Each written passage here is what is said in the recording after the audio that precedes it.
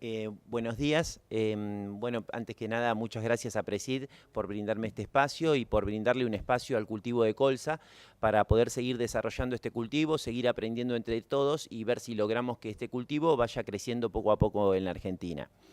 La idea del taller es la que comentaba. Vamos a hacer una exposición corta en donde yo voy a ir tirando muchos temas que los voy a pasar rápido con la idea que después, donde ustedes quieran, volvemos sobre eso. Yo tengo otra presentación con fotos, o sea, voy a hablar de muchos temas de la colza, ir nombrándolos, pasándolos rápido y después en las preguntas, donde quieran profundizar, podemos ir viendo puntualmente fotos, cosas, detalles, enfermedades, lo que ustedes quieran y les interese más del cultivo, porque tenemos nada más que 40 minutos.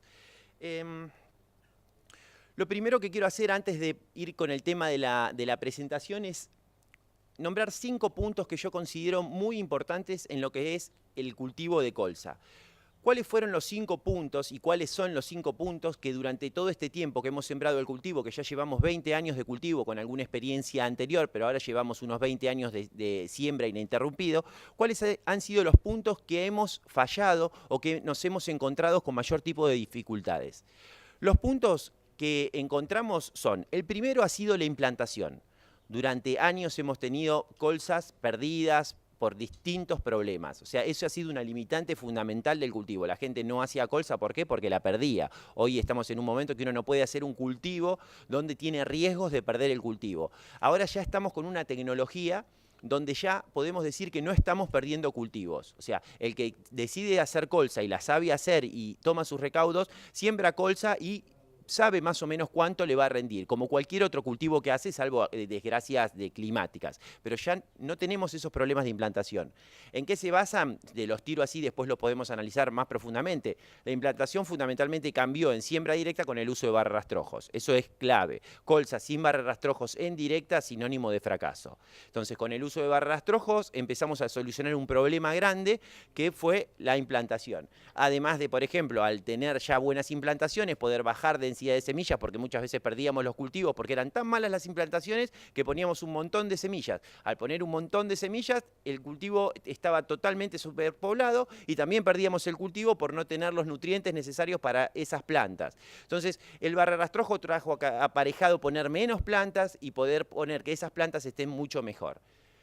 Fertilización fue también un problema serio en los orígenes. Cuando salió la colza había algunas empresas que le daban 50 kilos de fósforo, 80 kilos de urea y la bolsa de semilla y salgan a sembrar. Un desastre. O sea, es imposible pensar un cultivo. Ustedes piensen cualquier cultivo así. La colza no es distinto a un trigo, a un maíz, a una soja, que nadie va a decir, bueno, me llevo la bolsa de fertilizante, la bolsa de semilla, la bolsa de fósforo y siembro.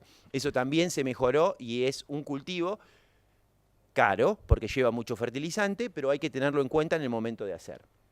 Tercer punto, claves para este cultivo, es una enfermedad, FOMA.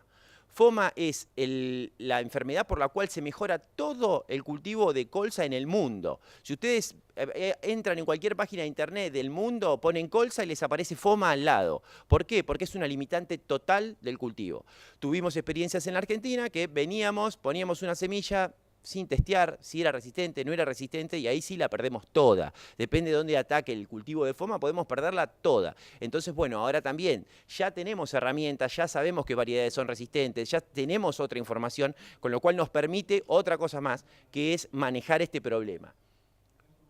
Cuarto punto, cosecha. Estas fueron horas de talleres, de discusión, hilerado directa. Bueno, ahora ya sabemos, tenemos más información, tenemos variedades mucho menos dehiscentes que nos permiten trabajar en cosecha directa. O sea, también ya hemos evolucionado en lo que es cosecha. Ya casi al principio, yo 10 años atrás, la mitad de mis talleres eran de cosecha. Hilerado o directo. Hilerado directo, ya prácticamente no, ya se hace todo directo, con cultivos más uniformes, más parejos. Bueno, es una charla de 2 horas, pero ya la cosecha ya la sabemos hacer, ya la podemos hacer con un cultivo bien logrado. Y por último, que también es el tema del taller, es la comercialización. Problema serio en el cultivo de colza. Es un cultivo de que por mucho tiempo tuvimos un solo comprador, Cargill. Eso que hace que Cargill, si no sacaba $100 de renta por tonelada, no lo ofrecía. O sea, a ustedes les pagaba 400 y él se quedaba 100 él. Bueno, ahora están, o todavía están hoy en $50, que se quedan para ellos, además del margen. Tenemos más compradores, ha entrado un poco, bueno, a eso también vamos a ir hablando sobre la charla, porque muchas veces ha sido un problema para el cultivo lo que fue comercialización. O por ejemplo, algunas zonas, después lo voy a dividir por zonas, si está en zona Necochea, el año pasado tenía un camión con 18 de humedad, no se lo querían secar nadie. O sea, eso también es un problema para el cultivo, porque uno llega hasta el final y en el final tiene un problema de secado. Así que bueno, estos son los 5 puntos más importantes que yo considero para el cultivo, los 5 puntos clave con el cual hemos ido desarrollando, trabajando y hemos llegado ahora a poder decir que logramos cultivos de colza estables y podemos ponerlo en un margen bruto de una rotación. Como somos un taller y bueno, después lo que ya les voy a ir a pedir, cuando hagamos preguntas, díganme de qué zona son, porque tenemos situaciones totalmente distintas. Entonces, lo que yo quiero hacer ahora rápidamente es mostrarles las distintas zonas para ver de qué estamos hablando, porque es totalmente distinto el productor de la zona norte que el productor de la zona sur. Si tenemos la pampa húmeda, esta es una de la isoieta de más o menos 800 milímetros que divide de húmedo, no húmedo. Y esta es la isoieta de lo que es las lluvias invernales, o sea que se corre más para el este, lo que son las lluvias invernales. Con esto este está hecho por Pablo Calviño, que armó una diversificación de zonas productoras del cultivo. ¿Con qué nos encontramos acá? Con dos aspectos. Por un lado, a más lluvias invernales tenemos mejores zonas. Acá tenemos que ahí está, verde oscuro. Es la mejor área, la zona que tiene más potencial y que nosotros estamos encontrando mejores rendimientos. Luego, esta zona que está acá de verde claro, amarillo y roja, zona con muchísimos problemas y peligros. Por un lado, cuando nos alejamos de la línea de lluvias, los problemas son de agua. El cultivo necesita lluvias, necesita una buena provisión de agua porque si no, lógicamente, no rinde. Y a medida que nos acercamos hacia acá, son problemas de heladas, porque el mayor problema de heladas está en la aclimatación de la planta. O sea, después podemos charlarlo. A medida, si nosotros vamos teniendo heladas sucesivas que la planta se va rustificando a la planta y no le pasa absolutamente nada. Y más si, por ejemplo, está en 4, 6 hojas, 8 hojas. Pero si la planta está en 8 hojas y le pasa lo que muchas veces pasa acá, que pasa de 20 grados o 22 grados y a los 5 días tiene un -5, esa planta ni en 8 hojas lo tolera. La perdimos. Entonces, esta zona es muy riesgosa por el tema de heladas y además agua. Y acá, esta pequeña franja también es bastante complicada al revés, por exceso de agua. Con este panorama, vamos a hablar un poquito cómo entra la colza en la rotación. La colza es un cultivo que nunca va a ser un cultivo de trigo o de cebada. No vamos a hacer el 70, el 80% de nuestra superficie de colza por ahora. Pero sí es un cultivo para ponerlo en la rotación y muchas veces tener un excelente margen bruto. En las empresas que administro es común que donde ubico la colza, soja, colza, maíz, o de eso también dependiendo, es el mejor margen bruto que tengo en ese lote ese año. Pero no lo hago en todo el campo, sino que elijo y busco y veo dónde puedo entrar para precisamente esto que hoy hablamos, tratar de lograr que sea un cultivo exitoso.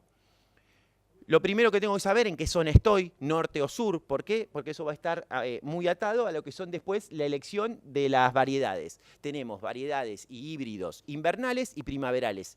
Los invernales tienen requerimiento de frío, o sea, son materiales que necesitan una sumatoria térmica de frío, necesitan heladas, sumar frío para después florecer.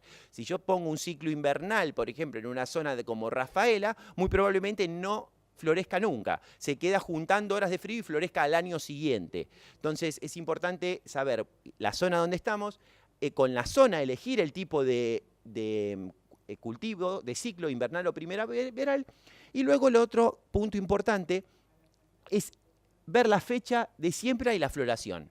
¿Por qué? Me voy a adelantar un poquito y después vuelvo al otro. Hay dos momentos del cultivo que el cultivo es sensible a la helada, que son cuando tenemos la planta chica, antes de 4 hojas, el cultivo es muy sensible a la helada, y luego es sensible las heladas en floración.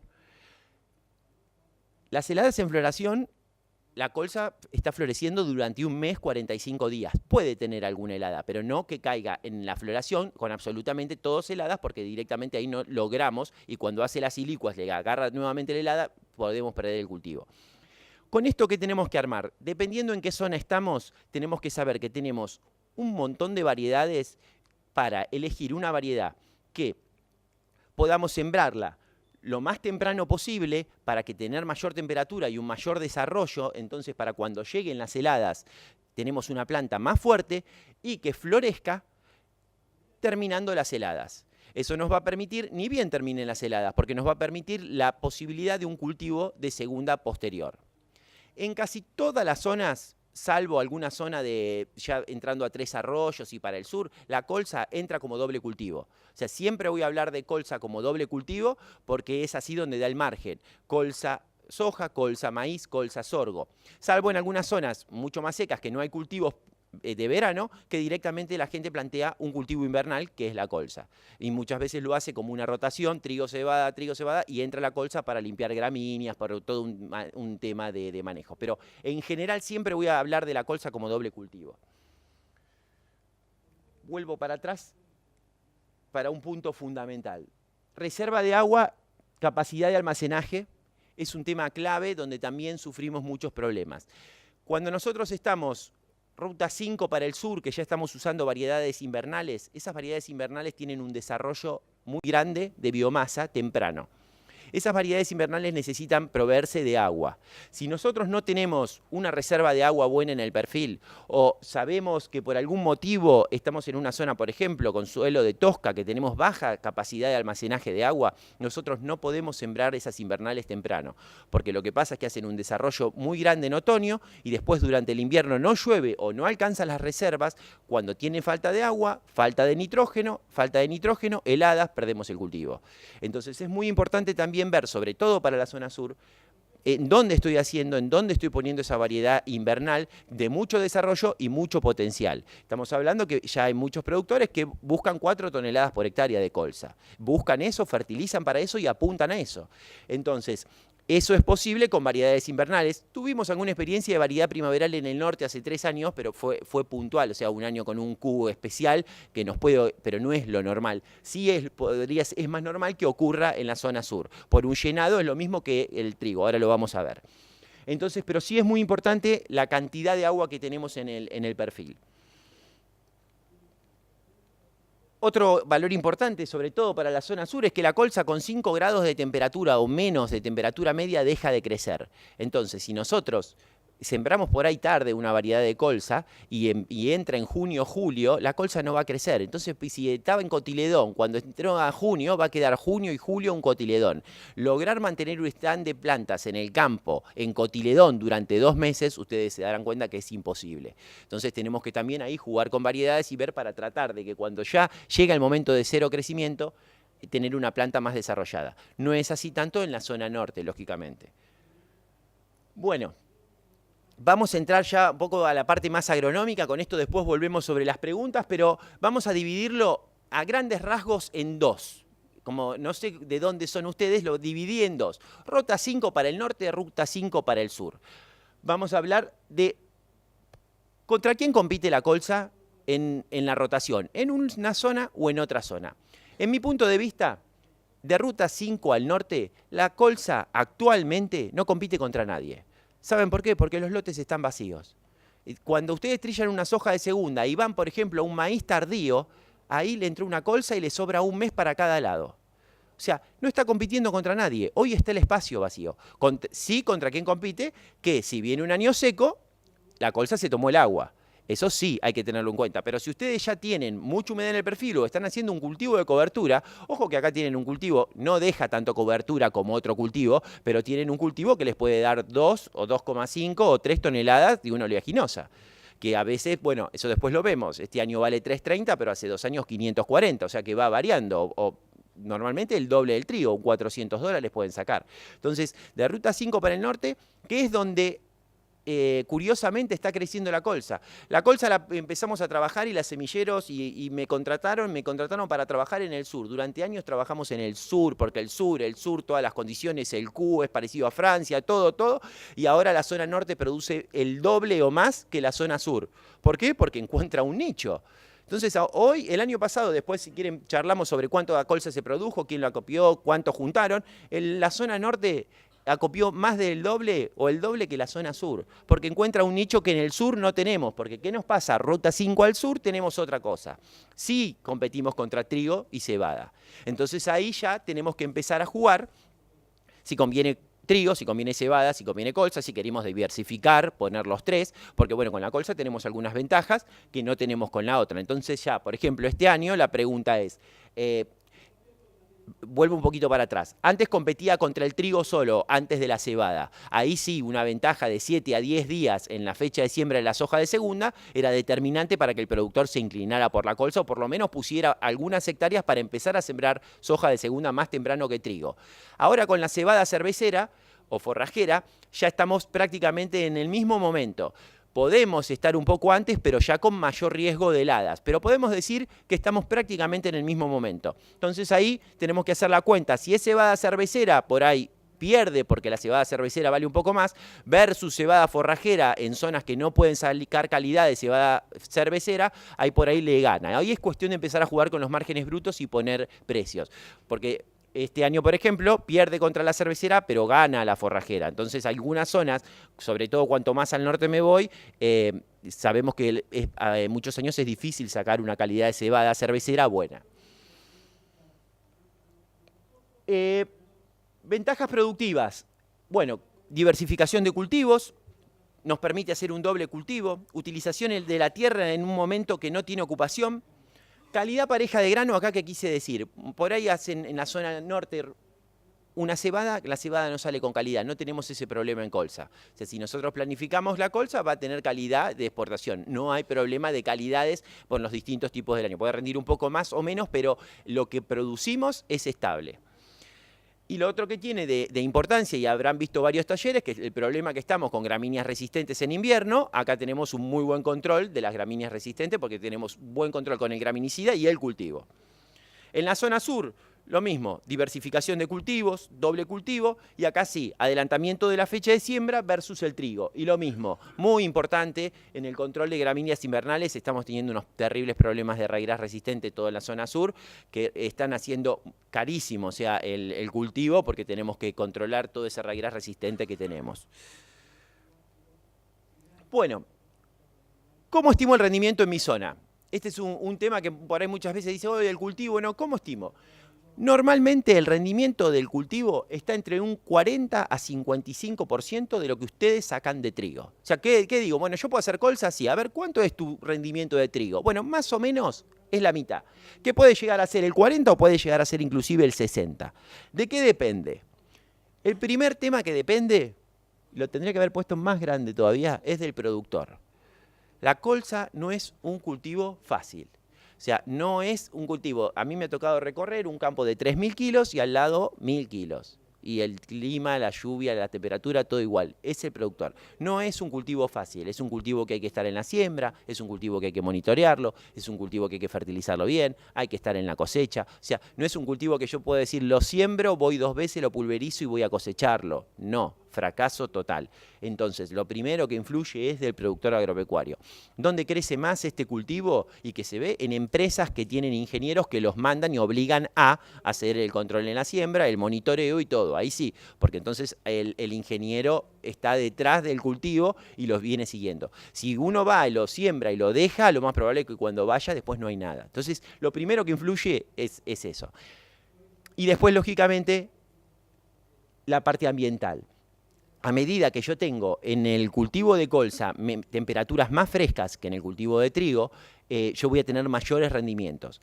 O en zonas donde, por ejemplo, en Entre Ríos me ha pasado mucho de que estoy por arriba del 55, 60, 65, porque el trigo tiene severos problemas cuando tiene mucha agua y la colza se defiende mucho más en ese sentido. Entonces está más cerca.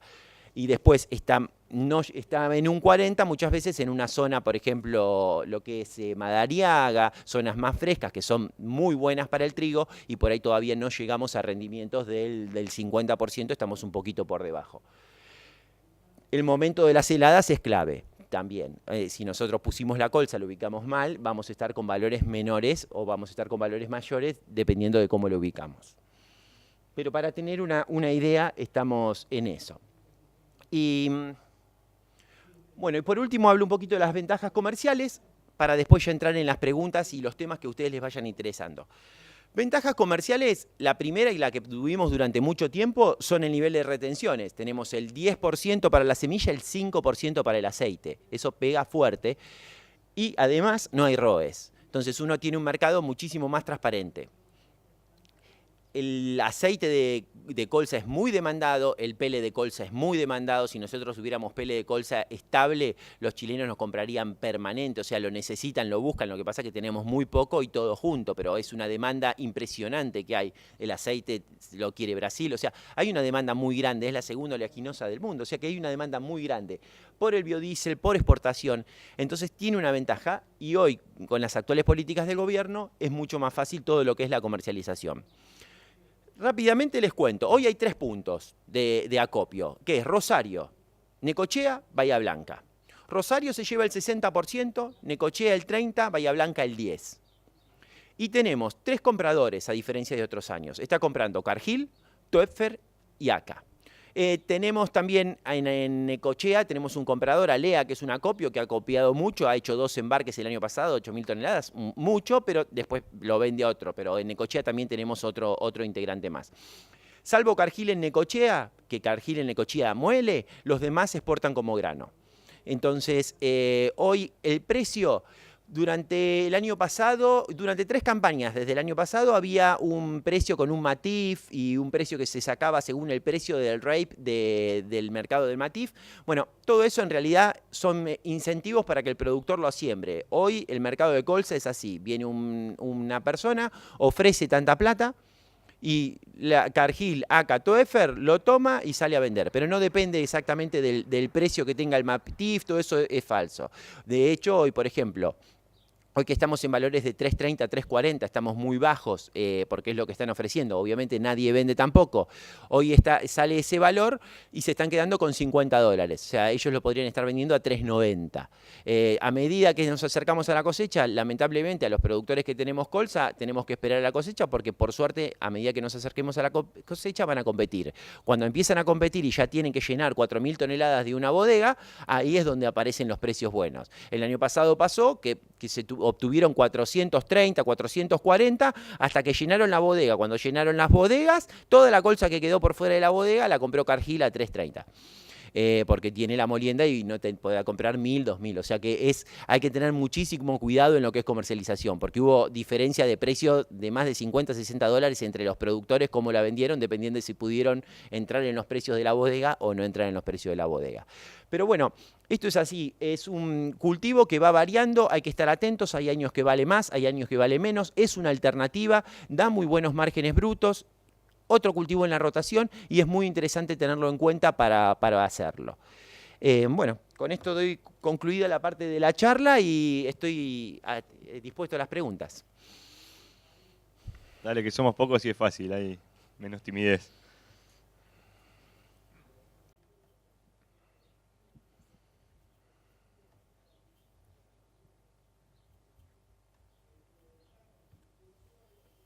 Soy Ezequiel García de Lincoln. Hola, Ezequiel. La pregunta mía es más técnica.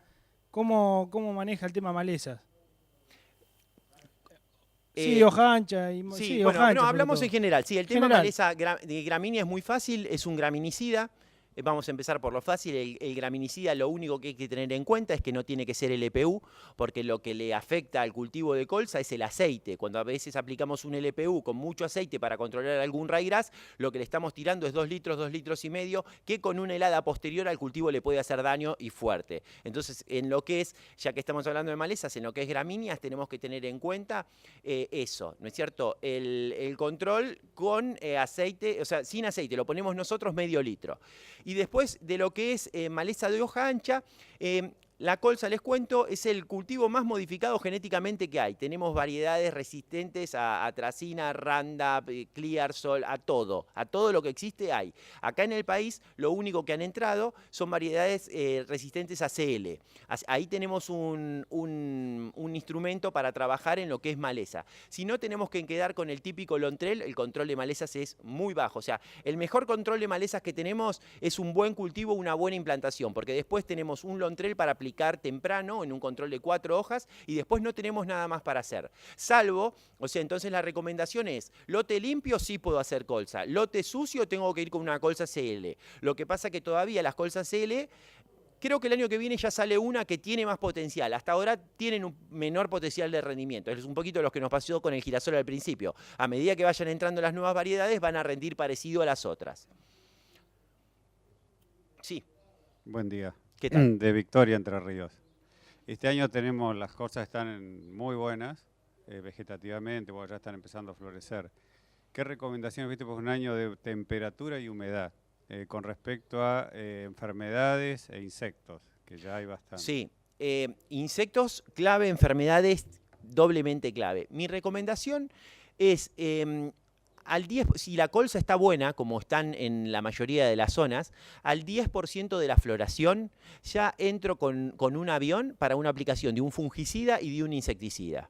De rigor, o sea, en muchas zonas, en zonas con alto rendimiento, por ejemplo, ya está puesto en el margen, en el 10% de floración, el avión con el fungicida y con el insecticida. Entonces, lo que tengo en cuenta es el control de alternaria, fundamental un fungicida que tenga un buen control de alternaria, y eso es lo que después hay que seguir un año como este, porque puede ser muy problemático, pero la alternaria es un problema, pero con solución, o sea, no es tan problemático, porque tenemos cómo controlarnos. Monitoreamos, aplicamos fungicida y lo contenemos. Y después, por supuesto, en esa aplicación vamos con un control para insectos, hay que revisar si hay plutela, pero si ya plutela viene, o sea, con tanta agua la plutela no me da tanto miedo. El problema de la plutela es los años secos. Hemos tenido que, en las zonas más al oeste, hemos tenido que hacer 6 aplicaciones en año seco y no la controlamos. Un año como este, con más humedad, es más fácil. Pero control de plutela y lo que es pulgón y medidora, que también pueden empezar a aparecer. Por eso ahora un control total, fungicida e insecticida, ahora con avión. Y seguir monitoreando, por supuesto.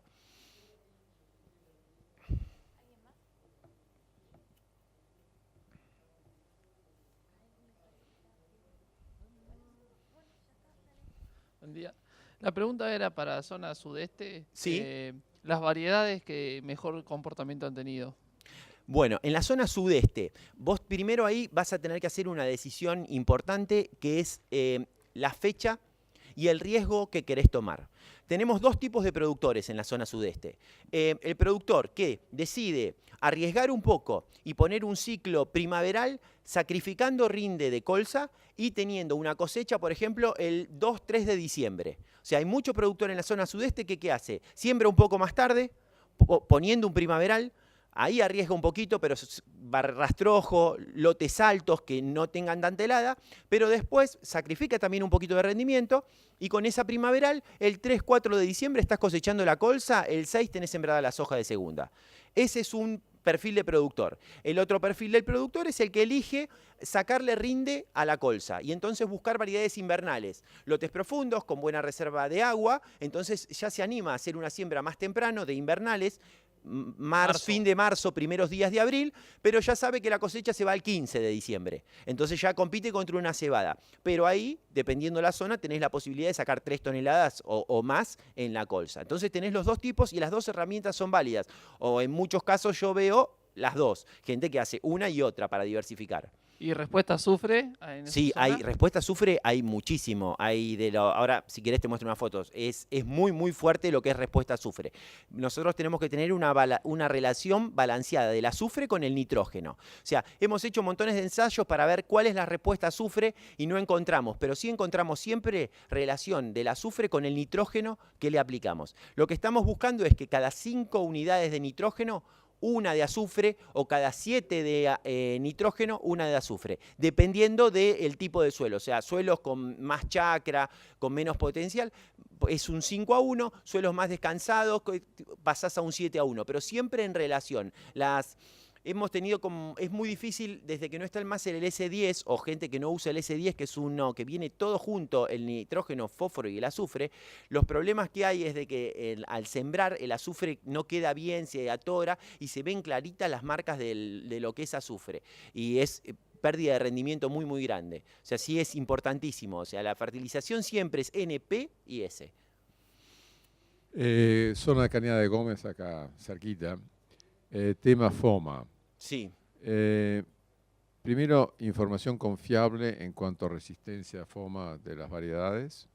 Y segundo, si es una buena estrategia fumigar, por ejemplo, a los primeros síntomas ya con 4 o 5 hojas, inclusive con un Folicur, 700 gramos, o sea, producto, dosis y demás. Bueno, la información más confiable que tenemos es la del INTA en la red de ensayos. Muchas veces, yo no quiero criticar lo único que tenemos del INTA y que lo hacen, porque por suerte lo hacen, pero muchas veces, ¿qué pasa? Nos encontramos con fecha de siembra, por ejemplo, tardías, muy tardías, una invernal en el sur en julio. Entonces, claro, ahí va a parecer que no tiene FOMA, pero no tiene FOMA porque ya en ese momento no agarra FOMA. Porque la FOMA ataca generalmente cuando hay temperaturas no tan frías y humedad. Entonces, si yo siembro una variedad susceptible, pero la siembro en julio, no va a tener FOMA, pero no es porque no tenga, sino porque la sembré en julio. Entonces, ojo con algunas de las tablas que muestran si son susceptibles o no. Entonces, hay que tener muchísimo cuidado. Entonces, otro cuidado que hay que tener, normalmente de ruta 5 para el sur son los problemas más grandes, de ruta 5 para el norte no es tan problemático la FOMA. O sea, sí, hay, por supuesto que hay, pero no ha sido. Por eso es más grave el problema, porque acá hay un montón de variedades que en el sur nunca se sembraron y las siembran en el norte porque las podían sembrar igual. Y en el sur basta con ponerlas que hacen 4 hojas y se quiebran del FOMA que les agarra.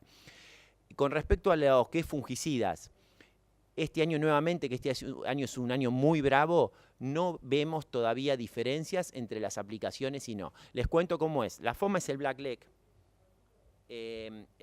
O sea, FOMA tienen todas las plantas de colza. Ustedes van a ver, son unas manchas. Esperen que se las muestro.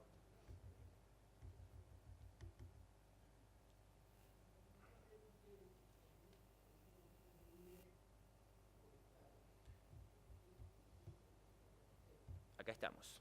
Esta es la FOMA. Esta mancha en la hoja la tienen todas, se encuentra generalmente en todas las variedades. Que tengan más o menos no depende tanto.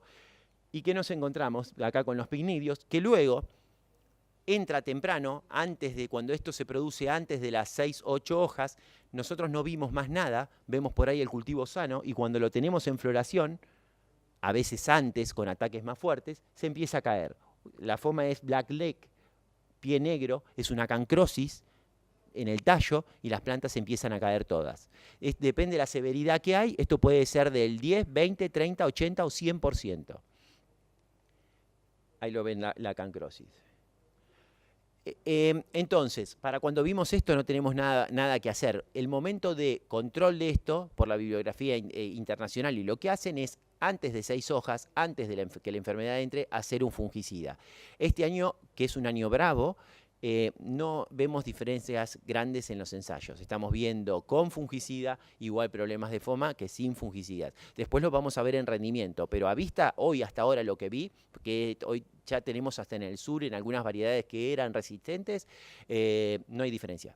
Sí, si uno ya ve que es una herramienta más que tiene, yo no lo dudaría de hacer. 6 hojas o antes, porque después ya no. Pero es algo que hay que controlarlo. No tenemos mucho, estamos ensayando y se está trabajando con esto para tener más materiales y todo. Pero tenemos poca experiencia porque no todos los años son igualmente problemáticos. Hola, buen día. Buen día. Yo soy estudiante de la Facultad de Ciencia Agraria en Zavalla y soy de Lortondo, Santa Fe. Mi pregunta va dirigida a lo que es el tema de la cosecha, en lo que es la logística. Vos hablabas de que hoy en día estamos con variedades que ya no son tan dehiscentes y que es directa la cosecha. Sí. ¿Es así o porque yo conozco productores que todavía siguen haciendo lo que es el corte y el herado, 15, 20 días antes de lo que es la cosecha y posterior realización de la misma? Acá la clave en la cosecha, la primer clave de la cosecha es cómo nosotros tenemos el cultivo de colza. O sea, eso es lo primero que tenemos que saber. Si nosotros tenemos un cultivo de colza homogéneo, una floración que duró entre 30 y 45 días, yo te digo que es muy posible hacer. Pero si nosotros por algún motivo tuvimos un cultivo de colza no parejo, que tuvo 60 días o más de floración, no, la cosecha directa no la podés hacer. Porque por más variedad que no se abra, o sea, se termina abriendo y ahí sí. ¿Qué es el corte hilerado? El corte hilerado es emparejar todo. Entonces se empareja todo y se cosecha. para hacer cosecha directa vos no tenés que tener, por ejemplo, malezas, no tenés que haber tenido una implantación pareja para que la floración sea pareja y para después vos poderla cosechar. O sea, la cosecha directa entra cuando ya hiciste todos los deberes bien. En cuanto algo te falló, lo más probable es que tengas que cosechar o hilerar. Entonces, eso es la primera diferencia. Y después hay cosas muy interesantes.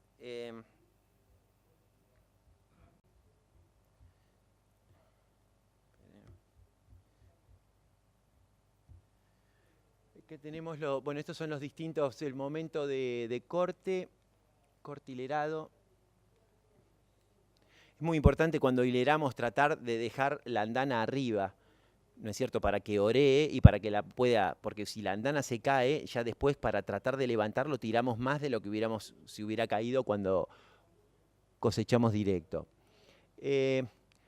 Esto es lo que pasa en las colzas invernales. Nosotros en la zona sur, cuando ya tenemos colzas de más de 2000 kilos, tampoco podemos hilerar, porque entramos con la cortadora y se atora toda y es imposible. O sea, ya llega esta colza es hilerado de 4000 kilos, o sea, son máquinas especiales que usan en Francia para pruebitas que hileran, porque si no es imposible entrar y es imposible pensar en hilerar una colza de 3000 kilos. Tiene esta altura, no se enreda todo, no se puede.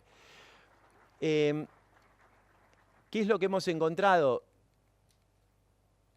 Este es un ensayo a veces usamos desecante para acelerar y ahí hemos visto problemas severos. Hay gente que usa desecante, hay que tener muchísimo cuidado cómo se hace. Este es un ensayo que se hizo, se usó paraquat y a los 6 días ya estaba para cosechar. Se usó glifosato, a los 12 días estaba para cosechar y sin nada, a los 21 días se cosechó. Miren lo que pasó con los rendimientos. El paraquat 1580 kilos. El glifosato 1740 y 2400 al que dejamos sin nada. Y teóricamente lo aplicamos en el momento que estaba en madurez fisiológica. Fue un ingeniero y dijo, es madurez fisiológica, corte hilere. Entonces hay que tener muchísimo cuidado con los momentos. Netamente le erraron. O sea, le faltaba una semana más. Lo que pasa es que es muy difícil de encontrar el momento porque la planta de colza es indeterminada. Entonces vos tenés una vara principal y después va tirando varas, que la cantidad de varas también depende de si la densidad de semillas que vos tuviste. Entonces, por ahí la vara principal estaba en madurez fisiológica, pero las otras no. Entonces, no es tan fácil llegar al momento de decir, hay que tener muchísimo cuidado con la aplicación de desecantes que se usan porque realmente después se pierde mucho rinde.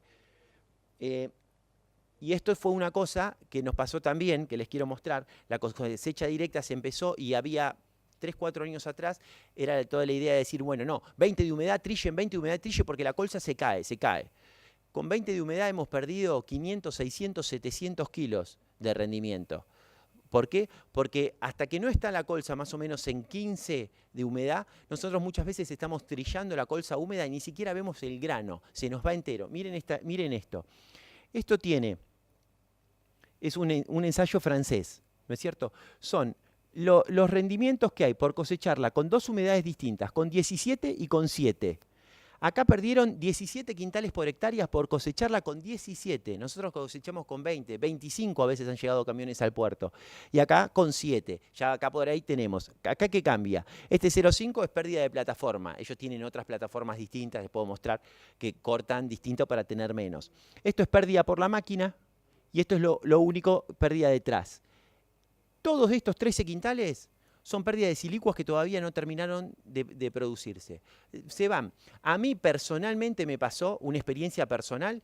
Fui a regular una máquina, 2000 kilos, con 17, 18 de humedad. Estaba rindiendo 2000 kilos, era un campo más o menos, 2000 kilos. Le dije, metele porque está bárbaro esto. Fui, revisé, conté los granos, que también es un tema de cómo contar los granos. Bien, estaba bárbaro. Llovió, se tuvo que ir, la máquina se fue a hacer una semana, volvió 2700. Por suerte tenía monitor de rendimiento, porque yo no lo podía creer y lo había visto yo. 2000 contra 2700, por pasar de 18 a 10. Y yo no estaban los granos. O sea, hay toda una cosa que se nos van trillando húmedo. Por eso ahora la cosecha de colza es muy especial. Siempre digo, es una máquina cada 60 hectáreas. La máquina espera la colza, no la colza espera. O sea, tenemos 3 puntos por día baja de humedad. Entonces tenemos que entrar el día que está. Si entramos 3 días después ya está demasiado seco. Si entramos 3 días antes perdimos un montón de rendimiento. Tiene todo un manejo de esto que le decía. El productor es muy importante en lo que es el rendimiento de la colza. Me querías hacer una pregunta, me parece. La aplicación de estos coayudantes que son supuestamente pegantes. Sí, todos los ensayos que tengo no encuentro diferencia. El Bond y eso, no tengo diferencia en los ensayos. Yo.